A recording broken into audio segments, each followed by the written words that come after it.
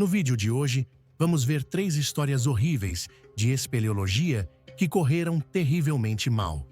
A primeira história, em particular, destaca os limites incríveis que um verdadeiro amigo pode percorrer para salvar alguém que ama profundamente. Mas será esse amor suficiente? Quanto às outras 2 histórias, são ainda mais dolorosas de ouvir. Como sempre, recomenda-se discrição ao espectador. Em março de 1997, 2 amigos, Andrew e Attila, planearam uma expedição de espeleologia. A expectativa crescia há semanas. Ambos se preparavam para a viagem ao Tennessee com entusiasmo crescente e ansiosos por enfrentar a adrenalina de descer o infame poço de entrada de 50 metros. Ambos tinham alguma experiência em espeleologia, embora Attila, de 26 anos, ainda fosse relativamente novo no desporto, tendo explorado apenas 5 grutas anteriormente. O seu entusiasmo, no entanto, mais do que compensava a sua falta de experiência. Andrew, com 32 anos ou mais, assumiu a liderança do planeamento e sentia-se confiante de que tinham o que era preciso para enfrentar qualquer desafio que a gruta lhes pudesse apresentar. Ou assim pensavam. A manhã de 18 de março chegou com céu nublado e um chuvisco persistente. Ao aproximarem-se da entrada da gruta, ouviram o rugido ameaçador da água a cair em cascata no poço, muito mais alto do que o esperado. Andrew parou e olhou para Attila, que estava parado perto das cordas e do equipamento que tinham instalado à entrada. Tinham trazido fatos de mergulho no carro, mas vendo o tempo e sentindo o ar frio em redor, ambos pensaram que não iriam precisar deles. A decisão de deixar os fatos de mergulho para trás viria a revelar-se um entre muitos erros críticos. Apesar da intensidade da queda de água, continuaram em frente, movidos pela excitação, ou talvez pela arrogância que lhe entorpeceu o instinto de cautela. Colocaram as cordas diretamente no caminho da cascata, sabendo que se iriam molhar, mas subestimando a rapidez com que o frio os afetaria. Na pressa, Attila também se esqueceu de usar capacete, outro descuido crucial, embora naquele momento a excitação da descida superasse qualquer preocupação com a segurança. Andrew desceu primeiro, sentindo a água fria a atingir-lhe as costas, enquanto deslizava para o fundo do poço. A cascata era implacável. Uma torrente envolvia-o, encharcando-lhe as roupas e a pele. Quando chegou ao fundo, já estava gelado, até aos ossos. Attila seguiu-o logo de seguida, sentindo a água cair com ainda mais força, fazendo com que a corda parecesse uma cobra escorregadia nas suas mãos enluvadas. No interior da gruta, o ar era denso e úmido. As paredes brilhavam à luz tênue das lanternas. A gruta era linda, mas um frio intenso e penetrante envolveu-os desde o início. Após apenas 30 minutos de exploração, Attila começou a sentir-se desconfortável. O seu corpo tremia e os seus dentes batiam incontrolavelmente à medida que o frio o penetrava cada vez mais. "Não posso ficar aqui embaixo, Andrew", disse Attila, com a voz trêmula e fraca, demonstrando um evidente desconforto. "Acho que preciso de ir." Andrew assentiu, compreendendo que a situação se estava a complicar rapidamente. "Certo, vou preparar as cordas", respondeu, com voz firme, apesar do seu próprio desconforto. No entanto, a cascata continuava a rugir, e até as mãos de Andrew, treinadas por anos de experiência, começavam a ficar dormentes de frio. Attila, na pressa, tinha montado o seu equipamento de escalada demasiado depressa. A sua configuração incluía um cinto de segurança comercial e um cinto de peito que tinha atado à mão. Embora inexperiente, contava com um descensor de pega-petzl, concebido para segurar a corda enquanto o alpinista sobe, ao qual tinha acrescentado uma longa cinta presa ao seu cinto. Infelizmente, a correia era demasiado longa, o que em breve seria um desastre. Também usou um shunt petzl, um dispositivo de segurança de reserva, mas que iria complicar ainda mais as coisas. Para piorar a situação, Attila improvisou uma corrente de 6 mosquetões soltos para ligar o seu ascensor ao arnês. Outra decisão perigosa. Andrew apercebeu-se da pressa e da confusão da montagem e pensou em dizer alguma coisa. Mas antes que pudesse reagir, Attila já estava na corda, a iniciar a subida. Cada apoio era uma luta contra a água gelada que o inundava. O seu equipamento estava escorregadio de umidade e a queda de água batia com uma força implacável, tornando o seu progresso lento e exaustivo. O shunt, preso a uma tipóia muito comprida, também lhe causava problemas, escorregando constantemente e recusando-se a agarrar. A meio da subida, Attila parou. Os seus músculos queimavam e o frio esgotara grande parte das suas forças. O seu equipamento começava a falhar, pedaço a pedaço. A longa corrente de mosquetões que ligava o seu ascensor tinha se soltado, deixando-o suspenso apenas pela longa tipóia que estava agora tão esticada que não conseguia alcançar o ascensor para a ajustar. Tentou chamar Andrew, gritando através da cortina de água, mas as suas palavras foram abafadas pelo rugido ensurdecedor da cascata. "Attila, desce se for preciso", gritou Andrew lá de baixo, a sua voz mal conseguindo propagar-se pela torrente. Attila tentou responder, mas as suas palavras saíram-lhe confusas e arrastadas. Os minutos tornaram-se agonizantes. A água batia impiedosamente e o frio apertava cada vez mais. Finalmente, Andrew ouviu-o gritar: "Não consigo." O coração de Andrew disparou. Attila estava preso na cascata, sem forma de se libertar. Percebendo a gravidade da situação, Andrew sabia que tinha de agir rapidamente.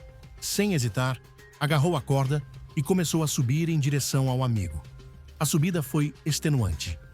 Cada metro que subia parecia uma vitória, enquanto a água gelada lhe sugava a energia e as suas mãos ficavam dormentes ao agarrar a corda molhada. Quando Andrew chegou a Attila, a cena era sombria. O seu amigo pendia mole no arnês, consciente, mas incapaz de mexer o corpo, quase paralisado pelo frio. A hipotermia já se estava a instalar, com sinais inconfundíveis, tremores incontroláveis, pele pálida e letargia extrema. Andrew sabia que a única forma de salvar Attila era realizar uma manobra de rapel, uma técnica avançada de resgate que, embora difícil, poderia salvar vidas. O resgate exigiria que Andrew prendesse Attila ao seu próprio arnês e descesse com ele até ao chão. Mas, nestas condições, com a queda de água a cair sobre eles e ambos a congelar, a manobra de resgate foi muito mais difícil do que em qualquer cenário de treino. Andrew esforçou-se para colocar o seu equipamento no lugar. Os seus dedos estavam dormentes e desajeitados devido ao frio. Tentou prender uma corda ao arnês, mas cada tentativa era frustrada pela água implacável e pela sua força minguante. Sabia como executar a manobra em teoria. Tinha praticado algumas vezes, mas nunca em condições tão extremas. Os seus músculos gritavam com o esforço, a sua mente toldada, enquanto a hipotermia começava a invadir o seu corpo. Após várias tentativas falhadas, Andrew percebeu que não ia resultar. Desesperado, tentou outra tática: tentar escalar amarrado a Attila. Se conseguisse puxar o amigo para cima, talvez conseguissem alcançar a segurança juntos. No entanto, o peso adicional era demasiado, e depois de subir apenas cerca de 5 metros, as forças de Andrew esgotaram-se. O seu corpo tremia violentamente de exaustão e frio e não conseguia continuar. Agora, ambos estavam presos, pendurados sobre a cascata congelada. O tempo estava a esgotar-se e Andrew sabia disso. Attila estava cada vez mais inconsciente e o próprio corpo de Andrew estava à beira do colapso. Num último ato de desespero, Andrew conseguiu içar-se para cima de uma saliência, lutando contra o frio e a fadiga avassaladores que ameaçavam dominá-lo. Conseguiu içar-se para cima da saliência e soltar-se da corda, desabando trêmulo. Todo o seu corpo convulsionava de frio. As suas roupas encharcadas não ofereciam proteção contra os elementos. Rastejou até uma parte mais seca da saliência, com a visão turva, e antes que se apercebesse, desmaiou. Quando Andrew finalmente acordou, tinham passado horas. O seu corpo estava rígido e entorpecido, a sua mente atordoada e desorientada. Mas a realidade da situação tornou-se clara no momento em que viu Attila. O seu amigo ainda estava pendurado na cascata, imóvel. O estômago de Andrew revirou-se de dor, mas ele sabia o que tinha de fazer. Com o coração apertado, remontou o seu equipamento. As suas mãos tremiam incontrolavelmente, mal conseguindo manipulá-lo. Desolado, cortou a corda que o ligava a Attila. Era evidente que o seu amigo tinha desaparecido. Andrew fez a extenuante subida para fora da gruta sozinho, cada passo carregado pelo peso do que tinha acontecido. Quando finalmente emergiu, desmaiou e pediu ajuda. Os socorristas chegaram horas depois e encontraram o corpo de Attila, ainda suspenso na cascata. Um médico no local confirmou o que Andrew já sabia. Attila tinha sucumbido à hipotermia horas antes. O seu sistema de escalada improvisado, o frio e as condições adversas foram demais. Olhando para trás, tornou-se claro que foram cometidos erros desde o início. Desde deixar fatos de mergulho para trás, ao equipamento de escalada improvisado e inseguro de Attila e a sua falta de experiência com uma gruta vertical tão úmida, tudo contribuiu para a tragédia. O erro fatal ocorreu provavelmente quando um dos mosquetões soltos na corrente do equipamento de Attila se soltou, deixando-o preso e sem conseguir alcançar o seu elevador ou dispositivos de segurança. A história que se segue mostra como um pequeno erro pode desencadear uma série de acontecimentos cada vez piores. Um verdadeiro pesadelo. Ao longo da deslumbrante costa da península de Yucatán, no México, encontra-se um mundo escondido sob a superfície. O sistema de grutas de Sac Actum, um labirinto de túneis e câmaras que se estende por 368 quilômetros e é o maior sistema de grutas subaquáticas do mundo. Em dezembro de 2004, 9 mergulhadores decidiram explorar Tuxcupaxa, uma gruta que faz parte desta vasta rede subaquática.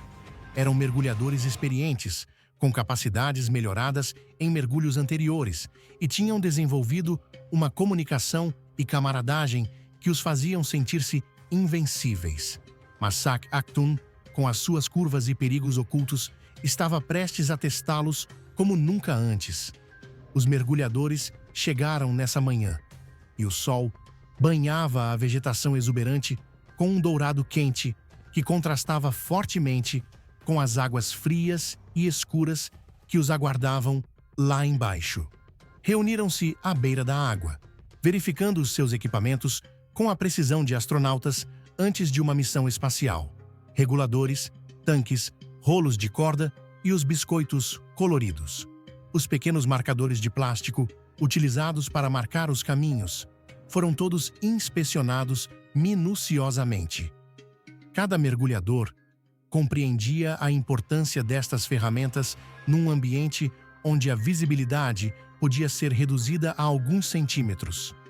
Eram linhas de vida essenciais. O plano era claro. 2 equipas entrariam na gruta.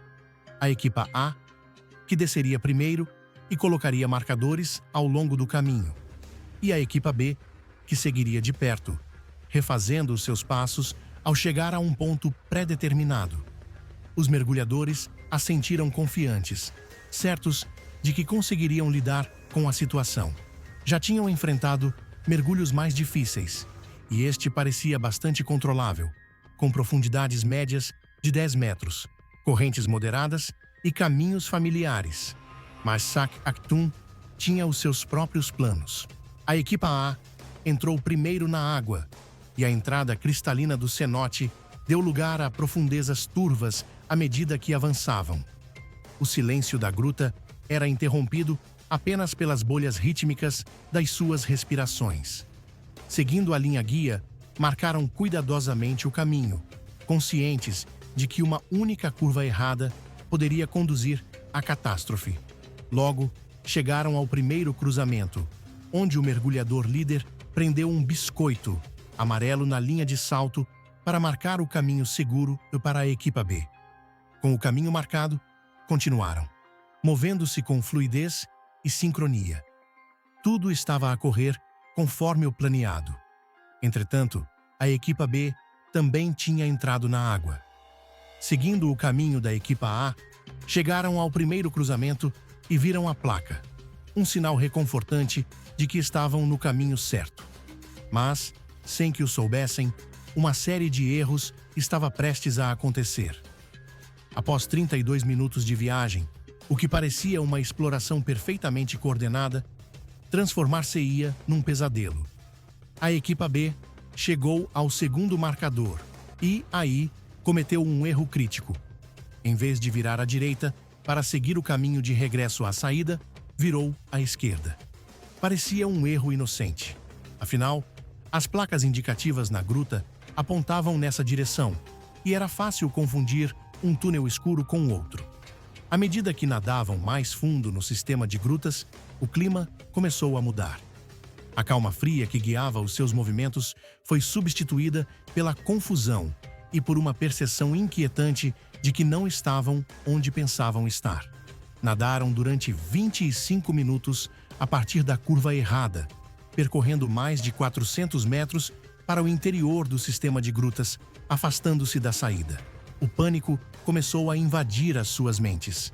A água à sua volta tornava-se cada vez mais fria, enquanto minúsculas partículas de lama se dispersavam com os seus movimentos frenéticos, reduzindo a visibilidade a quase nada. As linhas entre o topo, o fundo e os lados confundiam-se numa névoa densa e desorientadora, como se a gruta as estivesse a absorver completamente. À superfície, a equipa que tinha terminado o mergulho foi a primeira a sair, e sem saber que a equipa B ainda estava lá dentro e irremediavelmente perdida, retirou os marcadores que tinha colocado. À medida que a equipa B avançava mais do que o planeado, pararam num cruzamento e perceberam o seu erro tarde demais. Um dos mergulhadores desenrolou uma corda na esperança de encontrar a próxima linha permanente, mas a sua busca não o levou a nada, além de rochas e sombras. O tempo estava a esgotar-se, e pior, o ar também. Os mergulhadores decidiram dividir-se em 2 pares, na esperança de encontrar o caminho de regresso. O par da frente nadou à frente, procurando os marcadores familiares que tinham visto ao entrar. Chegaram ao cruzamento, onde tinham virado, e depararam-se com uma visão aterradora. Não havia nenhum marcador, nenhum caminho a seguir, apenas uma escuridão fria e opressiva. Os seus corações dispararam, enquanto a dura realidade se abatia sobre eles. Estavam perdidos. Com o pânico, surgiu outro problema. O consumo de ar aumentava a cada respiração frenética, esvaziando rapidamente os seus cilindros. Não demorou muito, até que um dos mergulhadores descobrisse que o seu cilindro estava perigosamente baixo. Num movimento desesperado, começou a respirar para o cilindro do seu parceiro, que partilhava o pouco ar que lhe restava. Entretanto, à superfície, a restante equipa percebeu que algo estava terrivelmente errado. A equipa B estava desaparecida, e já há muito tempo que não deveriam ter partido. Com cilindros adicionais, o guia e vários mergulhadores mergulharam de volta na água, com os corações a bater descompassadamente. A busca não tardou. A apenas 75 metros da saída, encontraram a primeira dupla da equipa B, quase morta, com os cilindros de ar quase vazios, mas em segurança. Quando questionada sobre os outros 2 mergulhadores, a dupla líder, exausta, referiu que tinha visto as luzes dos seus colegas de equipa não muito longe. Mas depois de mais alguns minutos de espera agonizante, ainda não havia sinal da segunda dupla. Os socorristas regressaram à gruta na esperança de os encontrar vivos. E então, sob a luz tênue das suas lanternas, avistaram 2 figuras imóveis suspensas perto do teto da gruta. Os seus reguladores flutuavam sem uso ao lado deles. Os socorristas retiraram cuidadosamente os corpos da gruta. Uma verificação dos tanques de mergulho mostrou pressão zero. Tinham sufocado na própria caverna que tinham vindo explorar. O sistema de grutas de Sakyaktum, com as suas passagens sinuosas e profundezas silenciosas, é um lugar inspirador, mas também um lugar onde a natureza é implacável. Para a equipa B, um simples erro de navegação desencadeou uma série de eventos fatais, provando que até os mergulhadores mais habilidosos e experientes estão à mercê dos elementos neste vasto mundo subaquático. A história mais recente envolve não uma, mas 19 vidas em risco. Um grupo de 31 aventureiros reuniu-se no início de uma fria manhã de janeiro de 1970, agasalhados contra o ar cortante do inverno. A neve estalava sob as suas botas enquanto se dirigiam para a Gruta de Nox. Esta gruta era famosa pela sua característica mais notória: o cano da arma. Este desfiladeiro era um túnel em forma de fechadura, com apenas 45 centímetros de largura e 18 metros de comprimento, que apertava qualquer pessoa que ousasse entrar. Para muitos, rastejar por aquele espaço incrivelmente estreito era uma medalha de honra que separava os exploradores casuais daqueles que estavam dispostos a desafiar os seus limites. A maior parte do grupo estava determinada a atravessar o desfiladeiro e a alcançar as partes intocadas da gruta que se encontravam mais além. Era o teste definitivo, tanto física como mentalmente. Depois de caminhar pela floresta coberta de neve, o grupo chegou à entrada. Um sumidouro coberto de neve, que conduzia à boca escura e fria da gruta. Um a um, desceram para as profundezas. A temperatura desceu à medida que deixavam o mundo de luz para trás. A atmosfera no interior da gruta era sinistra, acompanhada apenas pelo som da água a escorrer e pelo suave raspar das botas na rocha. 19 pessoas do grupo decidiram desbravar o desfiladeiro.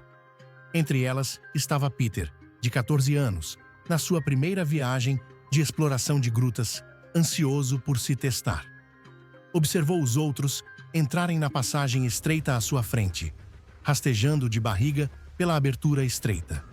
Alguns avançaram com confiança, enquanto outros hesitaram e prosseguiram com cautela. Quando chegou a vez de Peter, este respirou fundo e lançou-se para o túnel. Era mais estreito do que alguma vez imaginara. O seu corpo roçava contra as paredes ásperas e irregulares da rocha à medida que avançava, usando os cotovelos e os joelhos para se mover centímetro a centímetro. O ar estava rarefeito e a sua respiração tornou-se superficial. A cada poucos metros, parava para recuperar o fôlego, sentindo o peso da rocha a pressioná-lo. Estava a apenas 2,5 metros da saída quando o desastre aconteceu. Ao avançar, o joelho escorregou e ficou preso numa fenda estreita no chão. A princípio, pensou que fosse apenas um pequeno incômodo. Estava confiante de que conseguiria libertá-la e continuar. Mas quando tentou puxá-la para fora, o joelho dela não se mexeu. O pânico dominou-o. Tentou novamente torcer-se e puxar, mas cada vez que tentava, as coisas só pioravam. O joelho dela estava firmemente preso na rocha. Gritou Peter, com a voz trêmula de medo. O grupo da frente, alheio à situação, continuou a avançar, até que um a um se apercebeu que algo estava errado. Os gritos de Peter ecoaram pela gruta enquanto chamava o grupo. Ouvindo a sua explicação, rapidamente tentaram voltar para trás, mas depressa perceberam que estavam numa situação terrível. O corpo de Peter estava a bloquear o túnel estreito, impedindo qualquer pessoa de avançar ou recuar. Eles estavam presos. As tentativas de libertar Peter começaram quase de imediato. Os exploradores tentaram puxar-lhe a perna, torcê-la e mover o seu corpo, mas nada resultou. Cada puxão fazia Peter gritar de dor, pelo que finalmente tiveram de parar. O grupo estava preso no túnel frio e estreito, sem forma de avançar ou voltar para trás. O tempo passou lentamente, e o frio natural da gruta começou a penetrar-lhe nos ossos. A temperatura estava a descer e a hipotermia tornou-se uma ameaça real. Os exploradores não podiam fazer mais nada senão aconchegarem-se em busca de calor e conforto na passagem estreita. Os membros mais novos do grupo, especialmente Peter, estavam aterrorizados, enquanto os exploradores mais velhos tentavam manter a calma e controlar a situação. Do lado de fora da gruta, o resto do grupo ficou ansioso. Passaram horas sem qualquer sinal de regresso dos outros, e algo não parecia estar bem. Um deles decidiu aventurar-se na gruta para procurar o grupo e verificar se estavam bem. Ao chegar ao cano da arma, ficou horrorizado ao ver Peter preso e o restante grupo bloqueado atrás dele. Rapidamente, regressou à superfície para dar o alarme.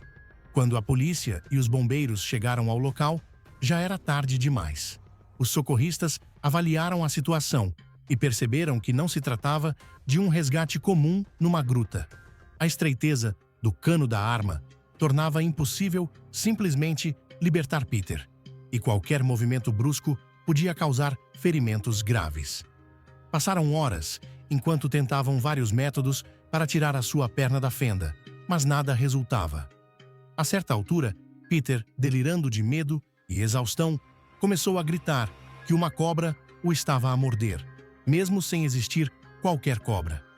A sua mente estava a pregá-lo partidas na escuridão e no frio da caverna. À medida que a noite caía, a situação tornava-se cada vez mais desesperada. A temperatura dentro da gruta estava a descer perigosamente e, se não conseguissem libertar Peter em breve, o frio poderia afetá-lo não só a ele, mas também aos outros presos atrás dele. Finalmente, por volta das 20h30, após longas horas de tentativas, os socorristas elaboraram um novo plano. Entregaram uma garrafa térmica com água e sabão ao grupo, na esperança de lubrificar o joelho de Peter e libertá-lo da fenda.